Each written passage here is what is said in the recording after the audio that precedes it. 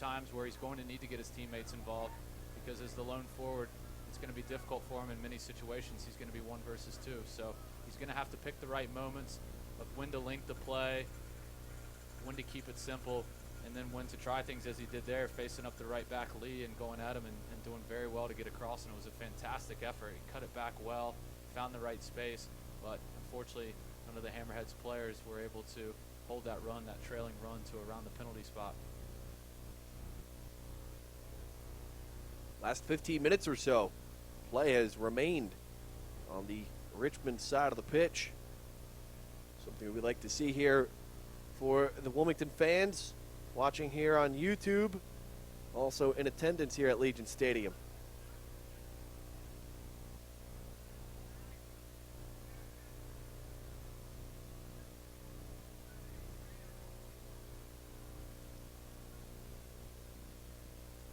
With Lee and Miller getting tied up there. Miller, I think he nearly won that 50, but play back to Wilmington. It's Freddie Sosa.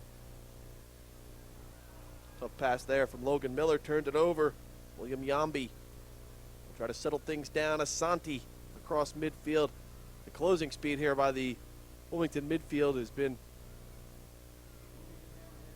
pretty solid so far, as they've been quick in the transition, trying to, Richmond obviously quick to the counter, and Wilmington has been up to task thus far.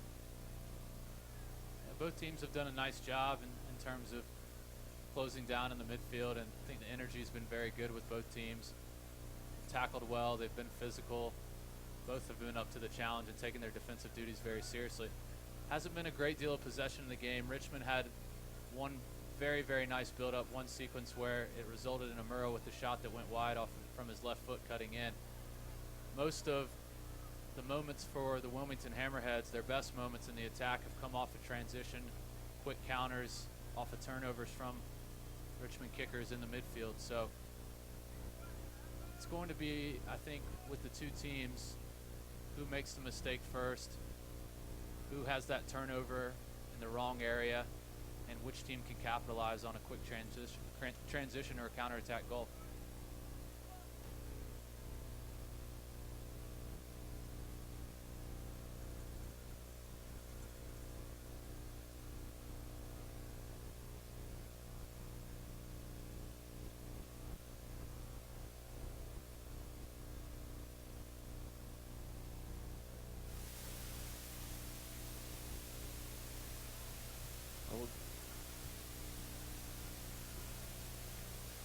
As we approach this first whistle here, heading into the half, early season, you know, we talk about the training and the workouts that both of these clubs have gone through, gearing up for the, you know, first time, and now moving into the second half. How do, you know, legs play into this early season contest? Do you see these players exhausted? Do you give some of these guys rest? Do you extend them here early in the in the early going of a year? It's a long season.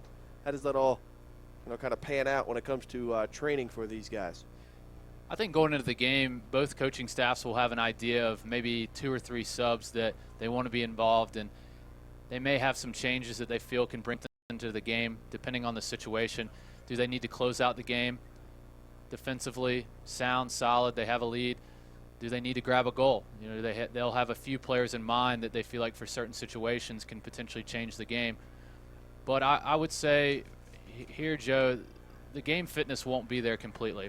These teams have played a handful of preseason games. They both have one regular season game under their belt. So only one game that's truly playing at the pace that they'll be expected to play at throughout this entire season. So although the legs are fresh and for the most part these guys will be healthy at this stage in the season, they are still building up that game fitness. So I think at about the 70 to 75th minute is when you start to see, you know, some guys that maybe will be a bit winded, or the legs might start to go. And so that's when you could see some changes. With Coach Briggs last week versus Orlando City, did a very good job of going to his bench for 4 or 5 players that came on and did a job for him and helped him close out the game. And I think that's key right now, is keeping guys involved and giving them confidence by putting them on the field and trusting them to do a job for your team. Talk about Coach Briggs in his first season, of course, and obviously there is definitely probably a learning curve that you have to go through when you go from player to coach. How do you think Briggsy's making out so far? I know, we have no real test as far as, or no real showing as far as results or as far as, what the record stands, but how's you talk to him? You're a companion of his. How's he settled into this new position as the head of the franchise? I think he's enjoying it, and from talking to the players, several of them that I'm close with, they think the atmosphere and the environment is very good right now. There's a good spirit amongst the group. The team are bought in. They believe in Briggsy as a coach. They obviously have a huge amount of respect for him for what he's done as a player, so there's some instant credibility there. But there is a huge transition from being a player and a very good player to that of a coach. It doesn't always translate. So I think they're seeing right away that he does have the ability to not only run a good session but manage the team and manage personalities. And it sounds to me like everybody's on board, and I think you could see that in the first game of the year. The work rate that they put in to find a result on the road against Orlando City, who featured several top draft picks brought down from the MLS team, the Orlando City first team, to go out and get a result in those conditions, factoring in so much of what you've said, Joe, with a new team and trying to find that continuity. I think you got to say he's had a fantastic start to his managerial career, and as long as the players keep working for him and believing in him and he believes in them, I think it's going to be a very good match. Just 1 minute of extra time as our fourth official, Jordan Davis, signals on the far side of the pitch. This play has been continuous here through this first half. No real whistles with the exception of 2 brief caution cards issued, one to Bruno Peroni, and we just saw the other one who I catch the eye on. It was issued to Richmond, of course. Looked like Jason Yaisley, the center forward for Richmond. So Yaisley and Peroni in the book as we approach halftime here at historic Legion Stadium, and that will do it for the first half. No score between Wilmington Hammerheads FC, Richmond Kickers. Not scoreless heading in for the final 45 minutes of action in Wilmington, North Carolina. I'm Joe Catt, Zach Haynes here in the booth. We'll take a quick timeout, get to some halftime festivities, which hopefully you're watching here on YouTube. We'll get to some first half highlights potentially, all potentially settling in here in our season opening broadcast in Wilmington, and some first half thoughts before we get to the final 45 minutes of action here at Legion. No score, and we'll be right back. At ILM, we're bigger than a welcome home hug. We're stronger than the connections we make. We're your neighbor. We're your friend. We are your school spirit. We are your history. We are your biggest fans. And we all fly. And we all fly. ILM. ILM. We are comfort, convenience, and community pride. We are more than just an airport. We are your airport. We are ILM. We are ILM. We are ILM. She was once considered the world's greatest sea weapon and went on to become one of the most highly decorated American battleships of World War II.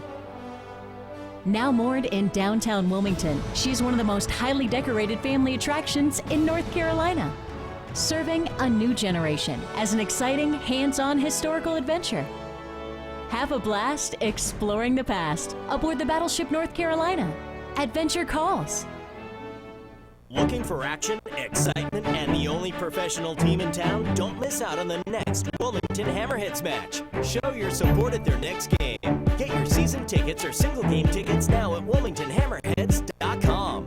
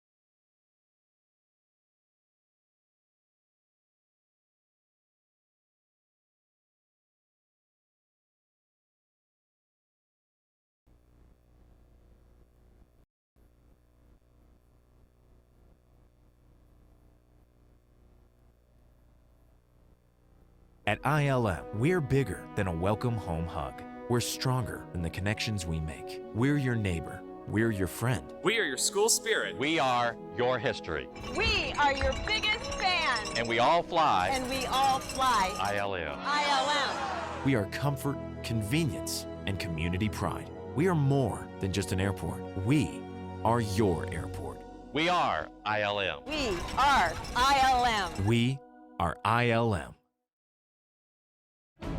She was once considered the world's greatest sea weapon and went on to become one of the most highly decorated American battleships of World War II.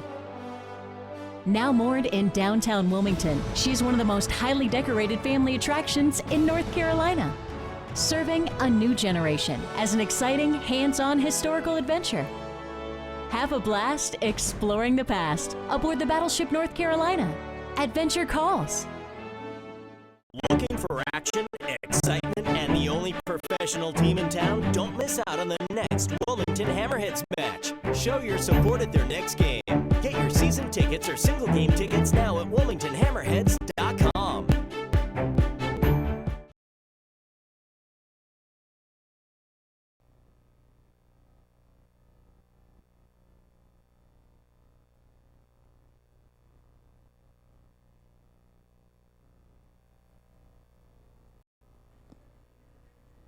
Back here at Legion Stadium in Wilmington, North Carolina, moments away from the start of the second half as we take a look at some of our highlights from the first 45 minutes of action. Joe Katz alongside Zach Haynes.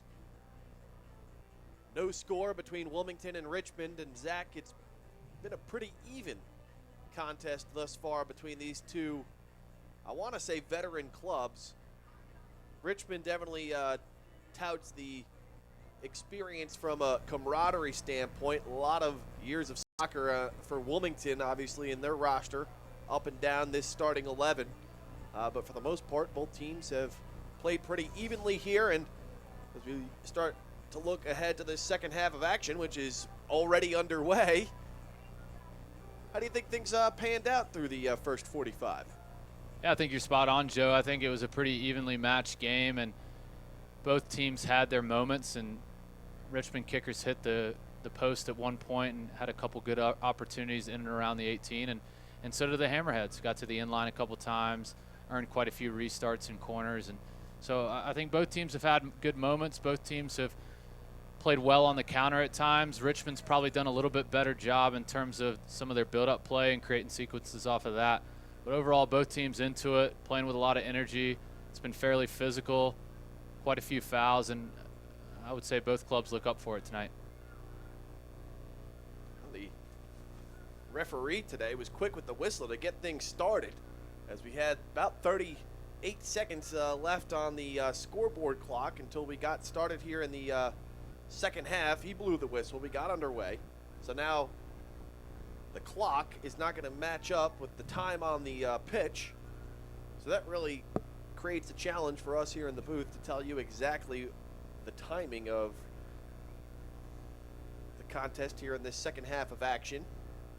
So, Zach, I'm going to put it on you, since you're wearing the watch, to give us 45 minutes or at least a ballpark estimate of what we can expect as we head into the latter stages of today's contest. And joining us here in the booth now is Chris Liebert, another one of our broadcast counterparts this season here on YouTube for these home broadcasts of Wilmington Hammerheads FC. I know, Chris, both of you guys now are big honchos at your respective college campuses. You've got Zach, who was promoted to the associate head coaching position at UNC Wilmington. Liebert, Coach Chris Liebert, now not officially a coach anymore. He's the, what is your official title? Associate Athletic Director at Cape Fear Community College, moving into the administration role here for this 2016 year, as Wilmington tries to set something up there with Sousa to cue the wall, and it's quickly defended by Richmond. Joe, I just got back from the locker room and talking with Coach Briggs coming out. He's excited for the night. Basically said that they respected him too much in the first 20 minutes of the game, and that basically he could still get out there if they were giving him that much room. So they're going to put a little bit more pressure on him. He was certainly happy with the latter part of that first half. The firm's right behind him. The atmosphere is great, and he's just trying to pick up 3 more points on this early season. You know, Zach and I have talked about it here a lot in this first half of action, and Chris is, you know, we talk about this first season under Coach Briggs and what he brings to the table, the experience he has not only as a soccer player but also here in Wilmington. How important is that to have a kind of, I don't want to say a homegrown guy, but a guy who's spent a lot of time here in the city of Wilmington over the years. He has the, you know, the temperature of this organization. He has the temperature of the community. How has Briggsy kind of fit into or settled into his role here? I know we're only 1 game into the season, but training obviously has been going on for quite some time now. Well, you talk to these players, and you can see the excitement coming out. He actually stopped our interview right in the middle of our talk and turned around and made sure that he shook every player's hand coming out of the locker room. So I grabbed a few of the players. They're excited. They're excited to be home at Legion Stadium. We talked about it last year that this is a place typically over the 20 years that, or the 15 or so that they've been playing here, that this is a place to win. And that just wasn't an additive last year that this team had. And they feel that it's back this year. But really just the excitement in the locker room.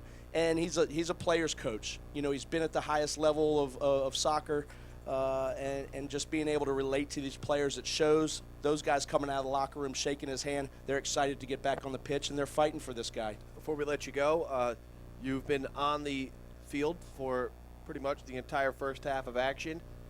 We sat through a ton of matches last year for Wilmington, and you know, not a lot of success when it came to finding the back of the net. Just camaraderie as a whole, from the back line all the way to the front. How has this team fared here through 1 match plus another 45 minutes through this 2016 slate? Well, I think just from top to bottom you can feel a big difference, and you know, time will tell, and it's way early in the season. There'll be some influx of players all up and down for all the teams, but again, we talked about it last year. I think that there is a newness, and it's back to hopefully the winning ways at the home stadium. Also had a time to talk with Coach Heaney from UNC Wilmington. You know, Zach, who's with us tonight, the main head coach, and he was excited to be a part of it. I'll sit here and break here as we have some action, Joe. On the move all the way from midfield. It was a long run on the far flank by Jeff Michaud, one of those newcomers to the team. Just 7 returning players on the roster from last season.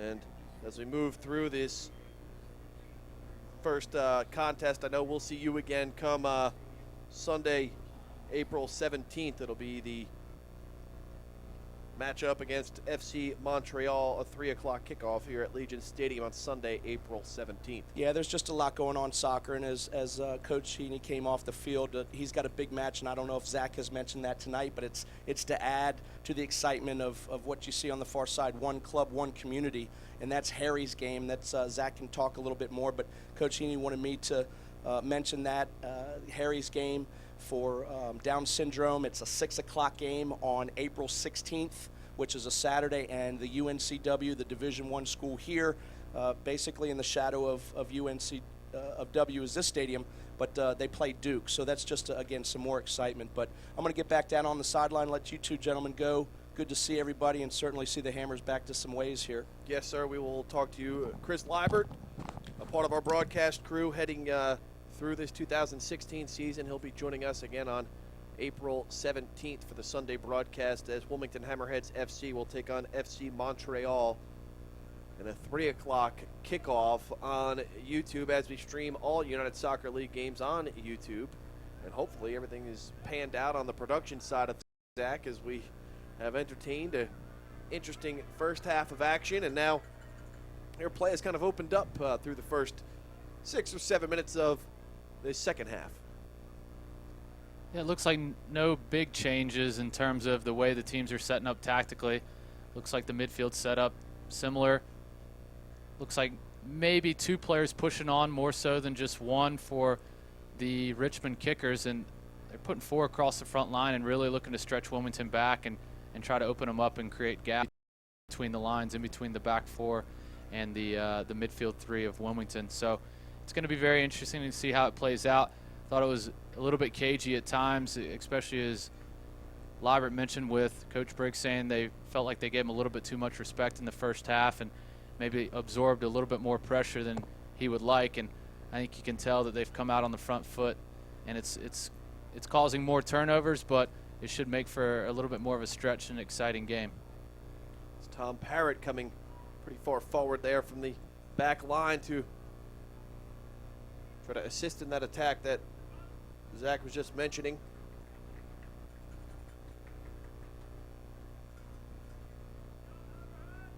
As Imora will play back to his goalkeeper, Ryan Taylor. Taylor not tested too much today for Richmond, as the goal scoring opportunities have been few and far between. I would say the kickers probably have got the better of those. One shot rang off the iron late in that first half from Luis Fernando, along with Udai Imora, one of the reigning USL Team of the Week nominations, I guess you can say, along with another one of our Wilmington Hammerheads, and Logan Miller, who notched the game winner for Wilmington 1 week ago. That ball played forward. Nice move there. It's going to be Justin Moose. Good job on the defense by Richmond. Closed that gap on Moose. As we thought for a moment there, he may have had a step or two on that defender, but that gap closed quickly thanks to the strong play of number 31, Braden Troyer. Liebert mentioned it just before. Zach, we talked about UNCW men's soccer coach Aiden Haney, your boss, I guess you can say. And Coach Haney has obviously put UNCW on the map when it's come to men's soccer. NCAA tournament appearance 2 seasons ago. Maybe not got exactly what you wanted this past year, but always a threat in the Colonial Athletic Association, a very tough conference when it comes to NCAA Division I men's soccer. Right in the middle kind of your spring training, I guess you can say, as you get an early look at some of the newcomers, some of the young guys that may have not and got too many minutes last season. And it'll culminate on the 16th of this month in April with Harry's game. That will benefit Top Soccer, and maybe just talk a little bit more about what that game means to Coach Haney. Obviously, the game donning the name of his son Harry, who was diagnosed with Down syndrome, and now he's 4 years old already, and enjoying the beautiful game himself. Absolutely, I appreciate you guys plugging that one in, and appreciate Chris coming up and chiming in about Harry's game, because it is a wonderful event. It's an event that we're extremely proud of, and we're thankful to host at UNCW every year. It's our last spring game of each season that we started 4 years ago in honor of Coach Haney's son Harry, who was born with Down syndrome. And each year we have this game, and it's for fundraising efforts for Top Soccer and Special Olympics as well. And it's a wonderful event. We've been able to raise thousands and thousands of dollars for those organizations over the last 4 years with the event, and we host a wonderful opponent each year. We've had NC State, we've had Wake Forest, this year we have Duke, UNC Chapel Hill. So we bring in some top quality opposition, and usually it's a very exciting game. There's been a lot of goals in the past several contests, so big crowds, big event, really nice occasion, and we appreciate the support from the community and people that come from out of town for that event. It really means a lot. It's special not just to Coach Haney, but to our team and to our school, and we look forward to having another great turnout on April 16th for sure. And that game will be played again Saturday, April 16th on the UNC Wilmington campus, as they will take on the Duke Blue Devils. A lot of soccer that weekend. On Sunday, April 17th, that will be our next broadcast, as Justin Moose is attended to after going down. Looked like he may have cut himself in the face somewhere, as he's getting patched up by the head trainer, hoping to get back on the pitch as soon as possible. We've got some subs warming up, and it looks like we could see a potential substitution, which would be the first of the evening, as it looks like we are at 57 minutes, we hope, if they synced up that time on the field to the time on the scoreboard here. It'll be a great soccer weekend here in a couple of weeks. And I'll have to get my studying in between then as we take on FC Montreal and the tongue twisters that I'll have to between when the club from north of the border gets here. A lot of names, Zach. You're lucky that you won't be here for that game. I hate that for Justin Moose. He's had a really good game tonight. He's been extremely productive off the right side. He's made some good attacking runs, and some of the better moments and most threatening moments that the Wilmington Hammerheads have had are from attacking runs from his side, penetrating balls coming from the central midfield and either out to in runs or just slipping in between the left back and the center back. So shame to see him have to go off early if that is the case, but good sign for Coach Mark Briggs that he's got Justin Moose healthy and playing very well, and we can only hope that it's not a serious situation that's allowed him to come off tonight and can get him back for the next game. And for now, still just 10 on the pitch for Wilmington Hammerheads FC, as Moose is still being attended to, trying to get that blood from, trying to get it all tied up. He's going to have to change his kit. As you can see him on the far side. Sub is ready to go, but it looks like Moose will return with a bandage around his forehead. And he is back out on the pitch. Good to see. A good sign for him and for the Hammerheads as well. He's had a good game so far. Justin Moose, quite an entrepreneur as well. Started or he's building his own little sports app that you can get on your iPhone or mobile device. He contacted me, but I'm awful at returning phone calls and emails as a local reporter who also covers 15 different high schools, UNC Wilmington College, in addition to doing some broadcast work with Coastal Carolina University.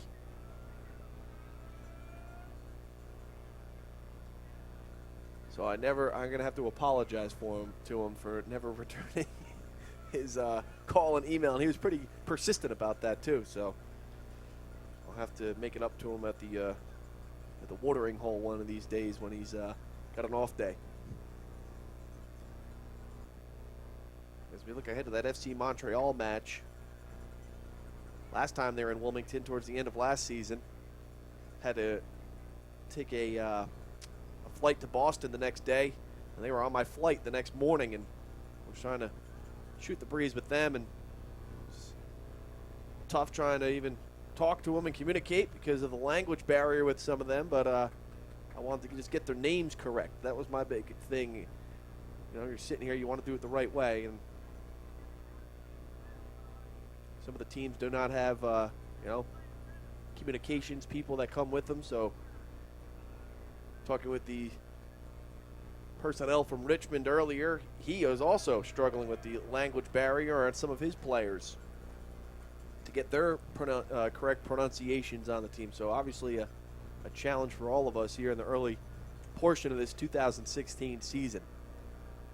There's a lot of diversity in the league, Joe. I think there's quite a few international players, whether they came over to play soccer in college here in the States, Division I, II, III, NAIA, junior college, and then some that have come straight over, whether it be out of high school or at an early age. And I think you're seeing so many different pathways into this league, and that kind of variety in terms of different backgrounds and upbringings through the game, I think it creates a nice flavor within the league, so that it's a lot of different styles, a lot of different individual styles, but also team to team you see a lot of different styles of play as well. So I think it all adds to the strength of the league.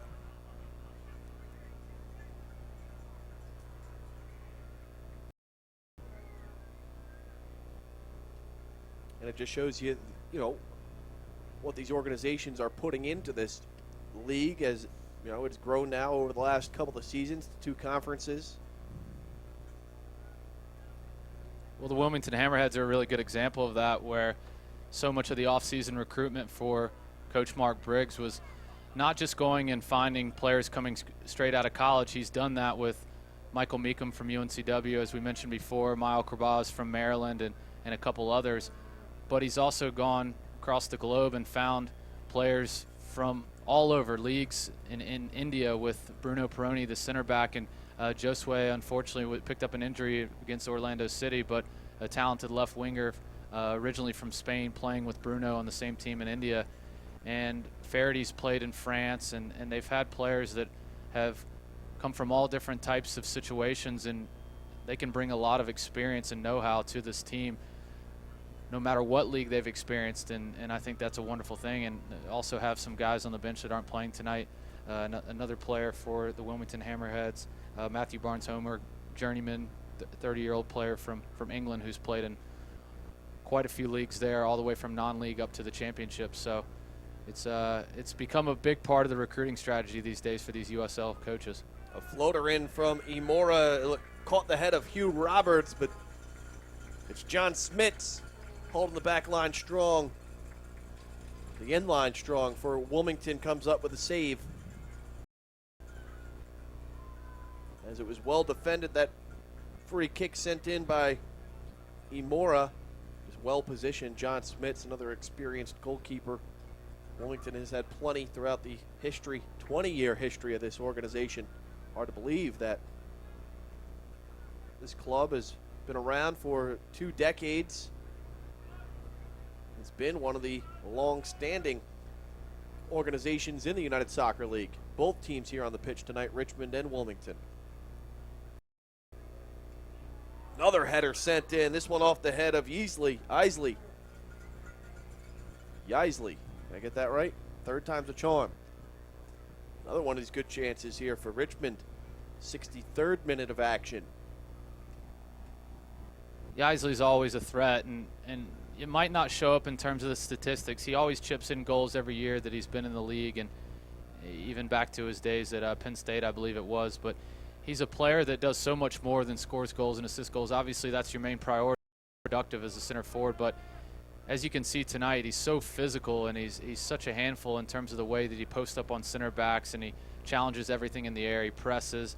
He's a target for him to play for knockdowns. So he really does lead the line well, and I think you're seeing 2 center forwards tonight that have done a good job of that and play the game in a really physical manner as far as forwards go. But I think the center backs of both clubs have really stood up to the test and limited the opportunities in terms of playing off the front man. So it's been impressive. And just going back to John Smits there, Joe, what a fantastic pickup for the Wilmington Hammerheads in terms of their off-season recruiting, because he was the NASL goalkeeper 2 years ago, I believe, and that kind of player with that kind of experience to come in and immediately bolster your defensive efforts, I think that speaks volumes of Coach Briggs and his staff, and such a high degree of difficulty in terms of building this squad, but they got it right there for sure.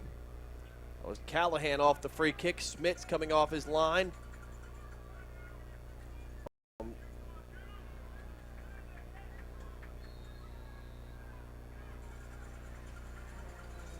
A foul called on Braden Troyer, with Q Lawal trying to push the tempo for Wilmington. He's had to battle tonight, Joe. He's really had a difficult time with these 2 center backs, Roberts and Yambi, and then Braden Troyer, the left back, plays similar to a center back. He played center back in college primarily for South Carolina, and he's had a difficult time up there, Q, but he's really stood up to it, and he's been awfully tough, and he hasn't gotten discouraged. He's drawn some fouls. He's had some fouls that weren't called that he believed were, and he's just kept plugging away. And I think an impressive effort tonight, even though maybe hasn't been involved in too many clear-cut attacks, but I think he's definitely played a good role for the Wilmington Hammerheads. You can follow the Wilmington Hammerheads on Twitter at WILM Hammerheads. You can also follow Richmond via social media at Richmond Kickers. As both clubs continue to brand themselves through social media, as we all try to brand ourselves through social media, especially as low-lying sports broadcasters here in the booth. I'm not going to give myself a shameless plug, though. I'm not that desperate for followers, and having done this now for a couple of seasons, particularly those folks out in Charlotte, North Carolina, Charlotte and fans, they're very touchy with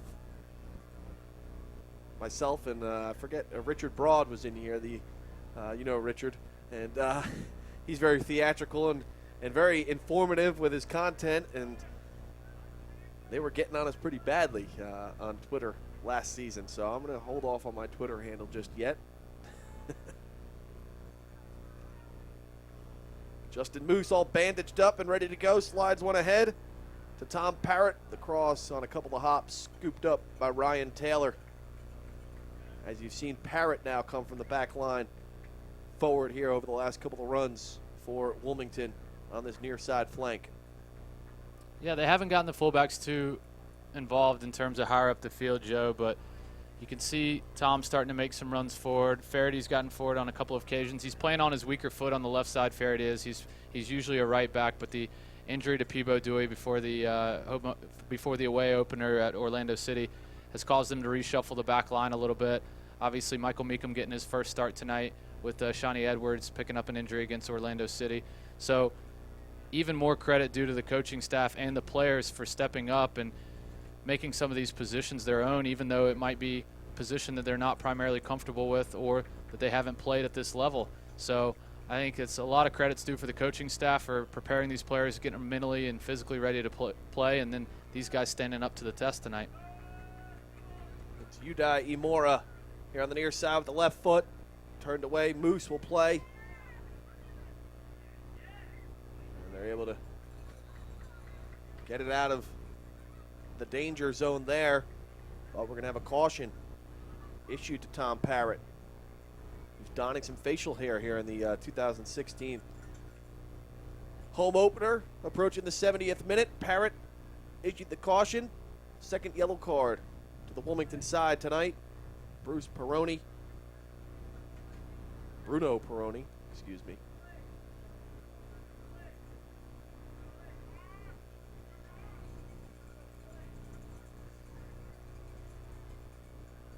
Not much of a long throw there by Yaisley, but if he can get it deep enough, then they certainly have the targets with the two center backs coming all the way up to really cause some problems in the area for the Wilmington Hammerheads.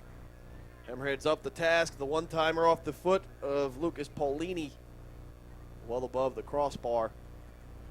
Wilmington able to weather a little flurry here for the kickers with about 20 minutes to go here in the match.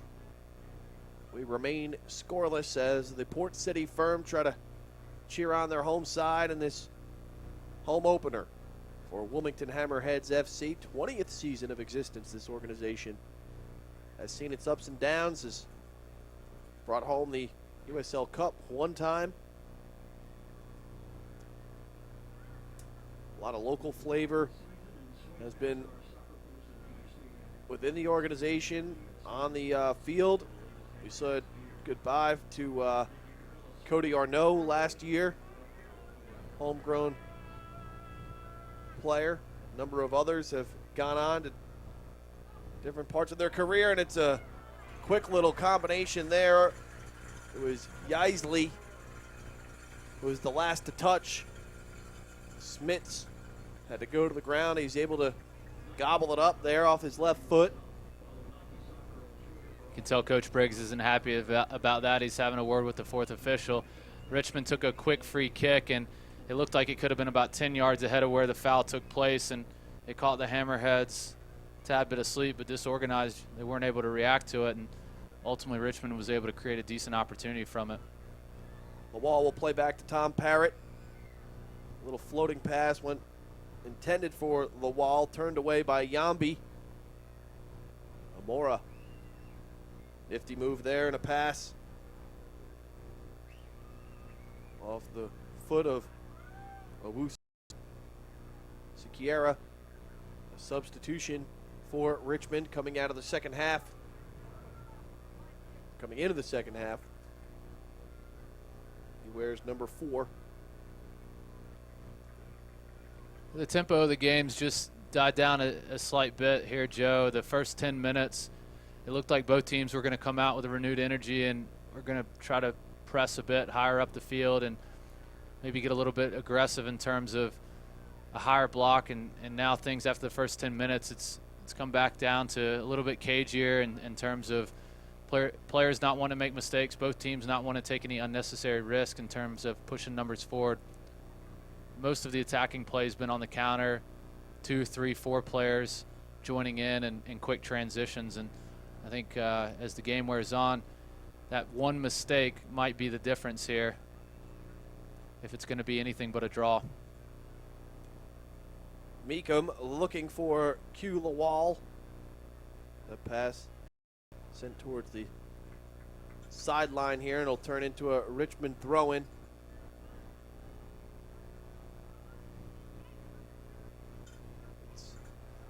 Secchiera with the long ball across field to Samuel Osanti.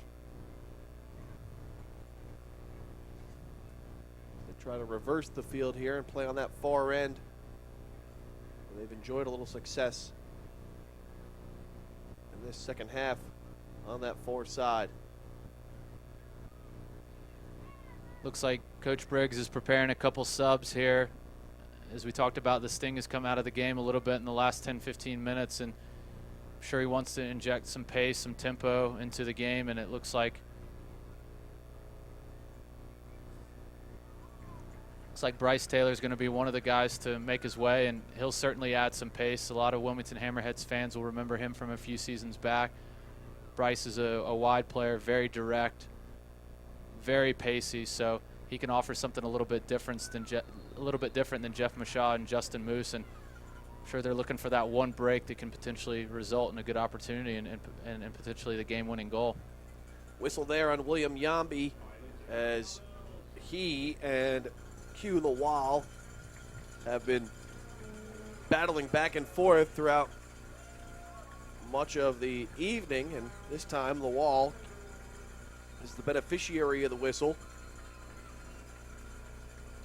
And we will have substitutions, it looks like, for Wilmington. Justin Moose will go off. They're getting taped up, and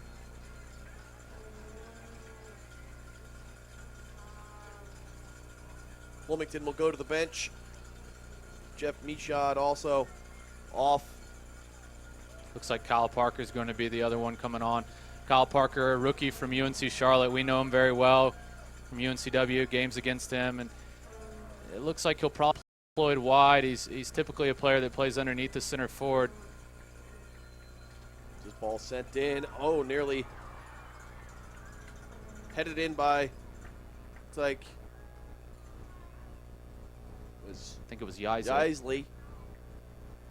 That's a fantastic delivery from Mile Corbaz. I know we've talked about it quite a bit in the broadcast, but his delivery is spot on. He puts it into a great area, and it's just crying out for somebody to attack. And even if they don't, you can tell it's such a difficult one for defenders to deal with because it's coming in with such pace and such whip on it.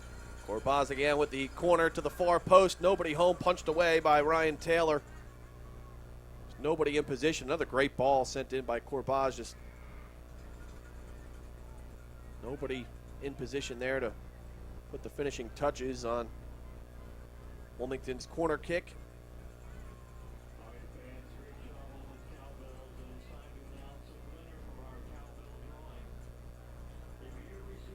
We'll see here if Bryce Taylor and Kyle Parker can bring a little bit of a spark to the game, and if there are players that can join in and keep Q from getting isolated and offer some attacking runs in behind. I think Bryce will offer some service from the right side. He likes to push it ahead and get crosses into the box. And Kyle Parker, he's small in stature, but he's actually excellent in the air. He's a good finisher, so they'll want to get him in on the back post as hopefully Bryce gets around the corners, and then Q is looking to get into the near post, and Kyle Parker can follow suit on the back post. Logan Miller taken down. And Peroni, looks like, or it might be Smits, who delivers the free kick. Going to get Wilmington forward here, trying to create a scoring opportunity for the Hammerheads. 76th minute of action, we think.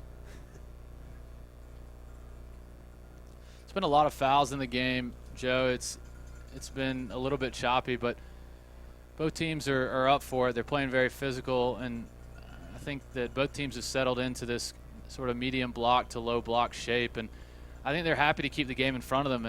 You know, it's early in the season. Every point is valuable, and you want to get off to a good start and get some points on the board. So as the game has gone on, although they've tried to press at times, you can tell that neither team wants to make a big mistake.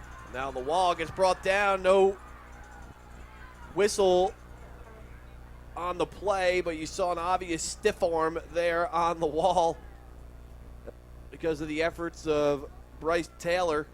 Sent one into Q, and Q was well defended there, but he looked like he was one touch away from putting a strike on that ball.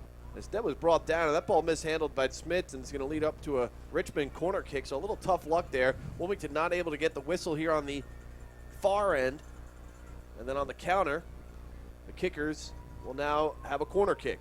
Well, we just mentioned that this game might be decided by a mistake because it's been a little cagey, and both teams have been happy to keep the game in front of them and primarily defend in terms of a medium block, not commit too many numbers forward. And there you have it there. Bryce Taylor puts in a ball that's typically easily dealt with by this fantastic Richmond Kickers back line, but one missed touch, one missed clearance, and all of a sudden it falls for Q, gets on the end of it, and questionable in terms of whether it was a penalty. I think there was an arm out there, but would have been a harsh call, I think, at this stage in the game for the referee to make it. And then right on the other end, Smits takes a touch to try to set himself up to clear it out, but ends up having to have a panicky clearance out for a corner.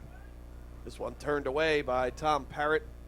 Latest sub, Liam Miller, off. And it looks like it's Zev Tablieb, who has come on, number 20 for Wilmington, third substitution of the night. Now it's Udai Imora looking to provide a spark for Richmond. Lucas Paulini playing to the far side. Well defended by Wilmington, cleared away by Peroni. So it looks like Zev's going to come into that holding midfielder role, and it's going to push on Mael and Logan Miller just slightly higher in this 4-3-3 shape that they've stuck with throughout this game. And Zev, I thought, did a fantastic job against Orlando City coming on. I believe it was the last 15-20 minutes, and really did a nice job of bringing energy to the midfield and continuing to close players down and help see it through for the Wilmington Hammerheads. He's a smaller player in stature, but he's strong, and he's a scrappy player, and he gets around the pitch well. And I think he's going to bring some much-needed energy here with the last 10 or 15 minutes to go in this game. Reversing course, Richmond. Braden Troyer has it turned away. It was Bryce Taylor again on the end of it. Looking for the call was Corbos. Taylor sends it into the wall. Battling, juggling for position. Nice little move there. The wall trying to get around, and play continues. So the wall definitely exuding plenty of energy here, testing that back line against Richmond. And the Kickers have been stout, very physical in their play. Yeah, Joe, it was a really good advantage played by the referee to allow Bryce Taylor to continue down the right side as Mike Callahan picks up the yellow card after the fact. He made a tactical foul in the middle of the park, but ball would still be able to play it out to Bryce Taylor. Puts it in another early service to test Yambi and see if he's getting just a little bit, if the nerves are getting to him just a little bit here in the closing stages of the game. And sure enough, it's a poor clearance on the header. Q gets position, he battles, and went for a very creative turn around Yambi, and it just got tied up, and it was hard to tell if he was dragged down or if they were both pulling one another in terms of the jerseys and holding on. And really difficult call for the referee to make, but I think that one looked a little bit more suspect than the one before, because it did seem like Q had the best of him, and then Yambi had to reach back to really have a chance to keep him from going straight to goal. This past sequence, it was Tom Parrott who was pushing the envelope for Wilmington. Coming up from that back line once again, able to apply a little pressure on Richmond. Peroni will play to the far side.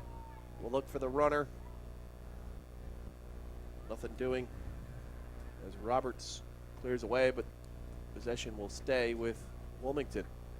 The Hammerheads looking there to go a little bit more direct as Richmond times earlier in the half, where I mentioned that they put 4 across the front line, and they had both wingers press onto the outside backs, and they're attacking mid. In the case of Richmond kickers, Amura, and then in that case of the Wilmington Hammerheads, Logan Miller stepped up almost as an auxiliary striker, and you can see it again here where they're pressing 4 up and really making the Richmond kickers have to defend 1v1 and seeing if with a direct ball and a knockdown they can create some sort of opportunity for an up, back, and through or a combination coming from the seconds off the direct ball straight up to Q's head.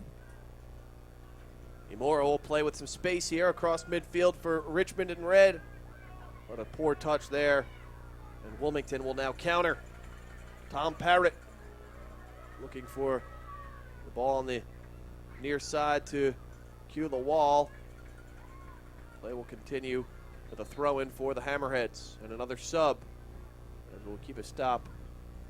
Hold a hold before the throw-in.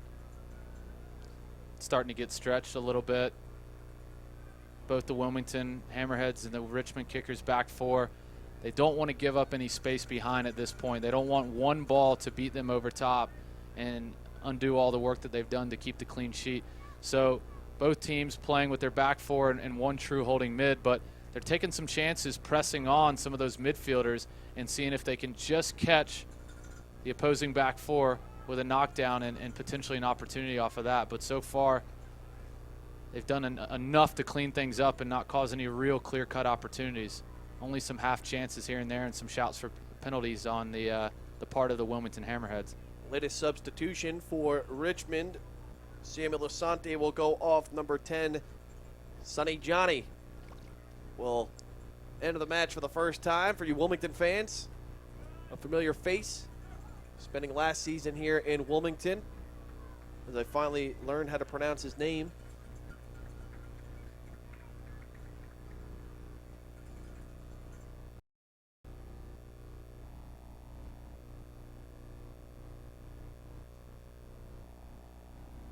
Second sub of the night for Richmond as they went to the bench to begin the second half with Owusu Sekieri. The players starting to feel the pressure as the drama starts to build here in the final 5 minutes, and a great opportunity here for Wilmington as Lawal's able to draw the caution and the card. We've seen plenty of them tonight. The referee will go back to his pocket. This time, well, it looks like the Richmond kickers have made similar substitution to the Wilmington Hammerheads with a couple of attacking players to play in the wide areas. They've pushed Amura out to the left. They've brought Sonny Jane onto the right, who, as we know, Wilmington Hammerheads fans know from last year, he's a very dangerous player, very quick on the dribble, and he's left-footed, so he'll look to cut it inside from the right. And then they've brought in Owusu to play that attacking mid-role. So some attacking changes to try to bring some energy and a spark to the Richmond kickers now. And the free kick sent in. Nobody there. Off the foot of number 8, Mile Corbos, who has taken a majority of these set pieces this evening, with about 5-6 minutes to go here in tonight's match.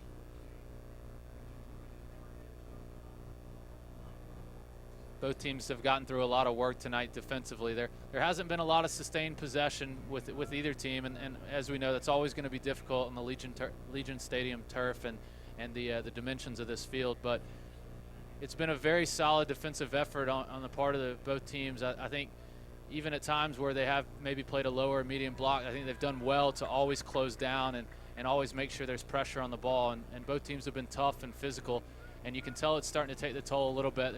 They're starting to take some chances in terms of pushing numbers forward, but ultimately it's direct passes like this up to Yisley, and then on the opposite end up to Qudis Lawal that they're just hoping for one breakthrough, one big mistake that can maybe mean the difference in this game. It's Tob Lieb getting his first couple of touches in the night. It's quickly played out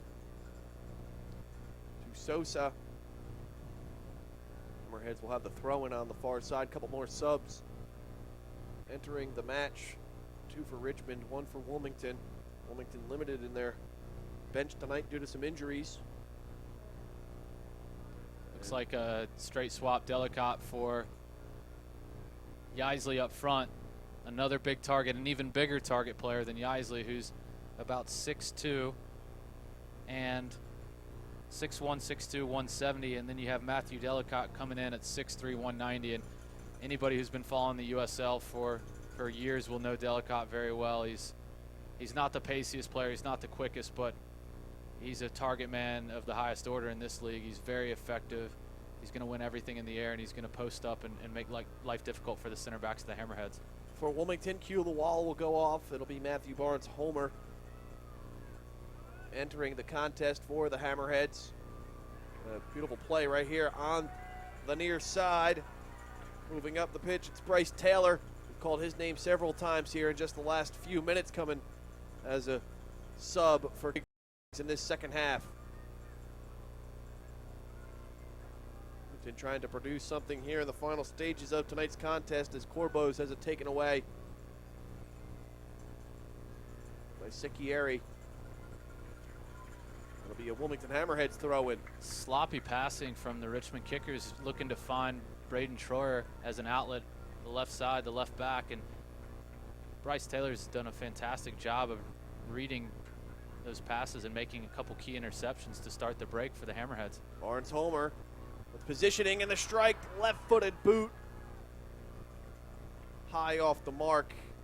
Wilmington with just a little life here in the last few minutes of tonight's contest. And Matthew Barnes Homer set that one up on a tee. A little extra juice there. Well, it's interesting because the game is played out very similarly for both teams in terms of the substitutions and the adjustments that each team is looking at. And right after Richmond Kickers bring on Matthew Delicott for that target, that presence up front, as the game's gotten increasingly more direct, Mark Briggs counters with a move of his own and to bring on Matthew Barnes Homer, who's 6 foot and a wide body target player who's known to be very good in the air. So I think both teams have recognized that this game's going to come from direct play and a knockdown or a set piece chance to potentially grab the goal. Now it's Richmond trying to counter. They'll do so with the ball sent in across frame. Play continues here on the near side, and the ball did go out of play, so it'll be a goal kick for Wilmington. The ball here looking to come in quickly. 2 minutes of extra time as the fourth official signals 2 minutes from Davis. Looks like the Richmond Kickers have right after putting on Fred Owusu-Sakiri as the attacking midfielder, they've pushed him one back and actually put Anthony Grant in that spot ahead, just that withdrawn striker role under Delicott. So another slight adjustment tactically by the Richmond Kickers to bring some different personnel on the field. And at this point, this early in the season, Joe, it's really about fresh legs, not only getting through the game and making sure you have enough energy to continue closing space down and not giving anything easy by just simply wearing down, but also to bring on a couple attacking players that can get through that work, but also just potentially finding that one moment where they have the legs to get in behind or to get on the end of a cross. So similar, I would say similar looks by each team in terms of bringing on wingers and one extra attacking player, but we'll see if it can break the deadlock here with those moves. This won't be the last time these two sides meet throughout the 2016 season. They will face each other again in Richmond on Saturday, May 7th. Another opportunity there. The crowd brought to their feet one last time tonight. They will also wrap up the regular season on September 23rd, final whistle.